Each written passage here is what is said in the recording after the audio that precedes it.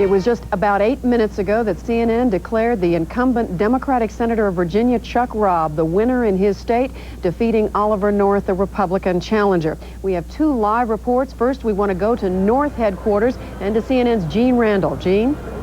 Judy, I don't think you'll find too many of Oliver North's supporters in this room at the Richmond Center, ready to concede that North has lost his bitter campaign for the U.S. Senate against the incumbent Charles Robb. At the same time, it is a very subdued crowd, despite the music you might hear in the background. This crowd has been watching a number of monitors all night long, and with each new projection that Chuck Robb was the winner, the crowd got quieter. There were several hints during the day of anxiety inside the North camp. Examples: when the turnout was very heavy in Richmond, I was told earlier today that is not good news for Oliver North. We were also told we would not see the candidate until he was either ready to accept or make a victory statement, or to accept the fact that he had lost and make a concession statement. Now it appears that the projections are correct. He'll be doing the latter, although not just yet. Let's go to Claire Shipman at Robb headquarters in Northern Virginia. Claire? Well, there's been a lot of excitement here in the room. Over the last 10 or 15 minutes, a lot of different television reports that Robb has won the race. People have been cheering. Robb is not expected here for about another 45 minutes, and his supporters are still trickling in. Really, I don't think anybody expected it to be announced so early. A couple of hours ago, they were saying they expected to be here until late in the night waiting for the results, talking about maybe a 2% margin. So this was really something of a surprise. And again, quite a bit of excitement here, but not all of the supporters are here yet. Still a fairly small crowd. I'm Claire Shipman reporting live from the Ritz-Carlton in Virginia. Well, it sounds like some people are still shell-shocked at respective headquarters, but exit polling is telling us a lot about why people voted the way they voted and who. Yes, what happened in Virginia, apparently, from the exit poll, is that the moderate vote in Virginia went for Chuck Robb by 2-1. Oliver North did not come across as much of a moderate. They hold the balance of power in most states, and they went heavily for the incumbent Chuck Robb. And we also found in the exit poll that the black vote in Virginia was overwhelmingly for the Democrat Chuck Robb, and it counterbalanced the very heavy turnout among Christian conservative voters who went just as heavily for the Republican Oliver North. We have so utterly much to report to you tonight. We're going to continue doing it when we come back, and when we come back, we're going to hear from the Capitol gang.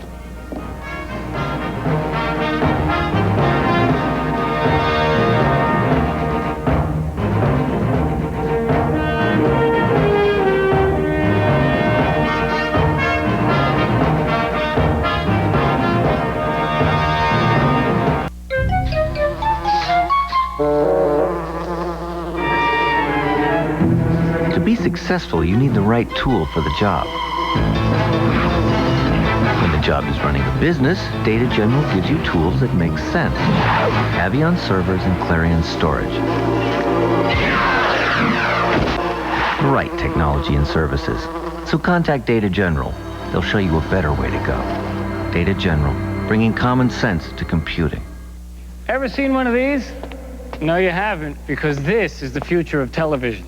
A tiny satellite dish that receives something new called DirecTV. Now, for those of us who aren't rocket scientists, here's how it works. Every time I turn on the TV, I find something I feel like watching. Let's say I feel like a movie. Oh, do I drive to a video store? No, I stay right where I am. DirecTV is my video store. The hit movies I want start every 30 minutes. Let's say I feel like sports. I get hundreds of pro and college games I couldn't before. And cable networks? I've got everything I want. Everything.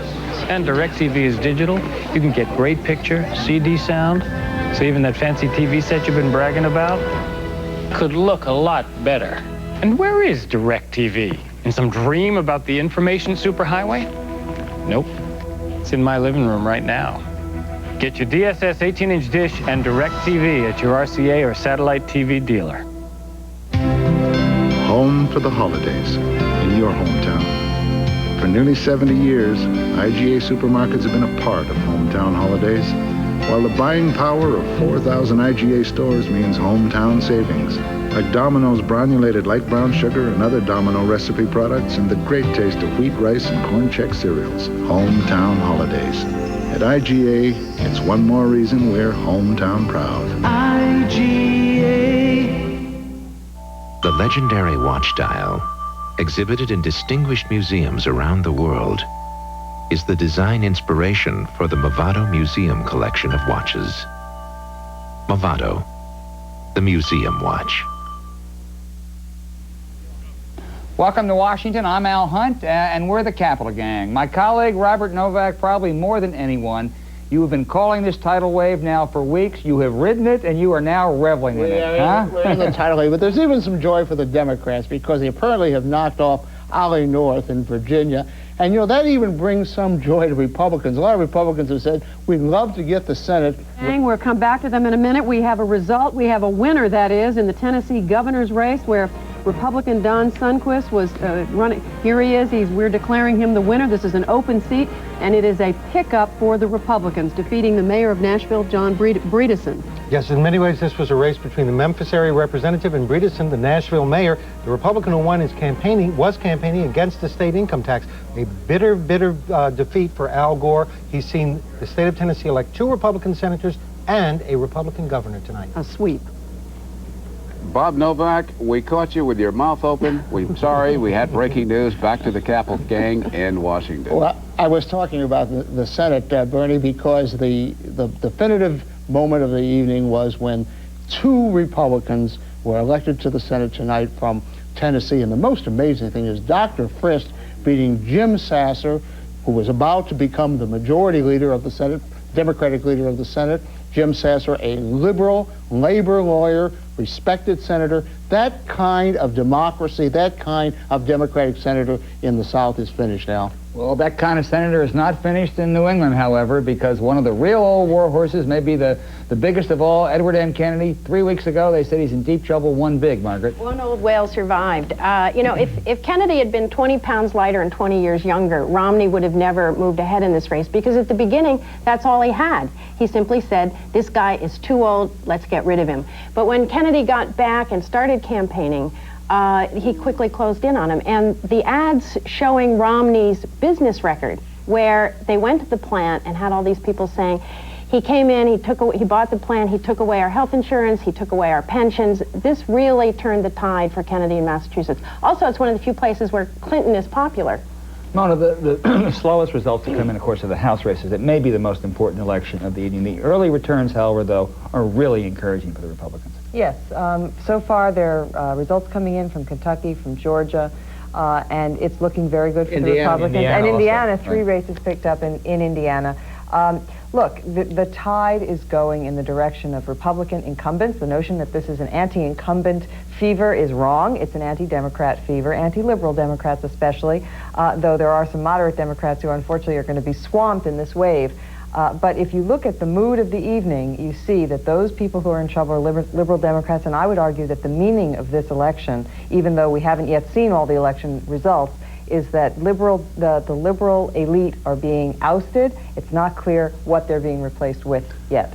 It pains me to say it, but I agree with her. It's hard. I think if you're a liberal Democrat, if you're sitting in the White House, Margaret, it must be impossible to come up with any kind of real rationalization. It's just a stinging defeat. And you know, the Jill Long, Congresswoman Jill Long, who was elected to fill the seat of Danny Quayle in Indiana originally in a big upset. That her defeat, I think, everybody was watching that as the barometer race in the country. Indiana counts their ballots very fast. Everybody said if Jill Long survives, the Republicans won't carry the House. If Jill Long is defeated, they have a very good chance to carry the House. And Bob, you said earlier that Sasser was on his way to becoming majority leader. I think we all have Democratic leader. I changed that. That's right. Yes. We got to change our nomenclature. Even you didn't know how big that wave was. The other thing, there's still some big governors races that we don't know the outcome. Very close. Georgia and Florida, the polls have closed, but the races are too close to call as of now.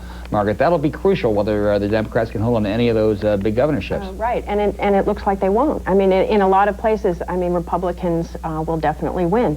The Florida and Texas, the Bush boys were dead even with Childs and Richards. I think Childs... No? No. The only place where they've counted ballots so far is in Florida, not in Texas. And it's a very close race. And the In Florida, it's virtually a dead heat. Childs looks to be a little bit ahead, but the feeling, the general feeling I get calling from Texas is that George W. Bush is going to win that. Let me see if I can get a consensus on Mona that this was basically a rejection of liberal Democrats as opposed to an affirmation or a vote for any kind of Republican or well, I think it puts the Republicans in a position where the electorate is saying to them, show us.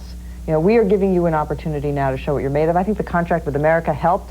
I think that the Republican Party is now in a position where, yes, I think it did. It nationalized this race, and it showed the Republican Party had a program for the future. And this was a race full of issues. Everybody says there's no issues in this race. It was just dirt. My goodness, if I ever saw a big government against little government, that's what this race was. The other thing is this race really, this election really shows that the regionalization of politics, the solid South is now the Republican South. Right. This would not be such a bad election for the Democrats if it were not for the devastating defeats they're taking in their former heartland of the South.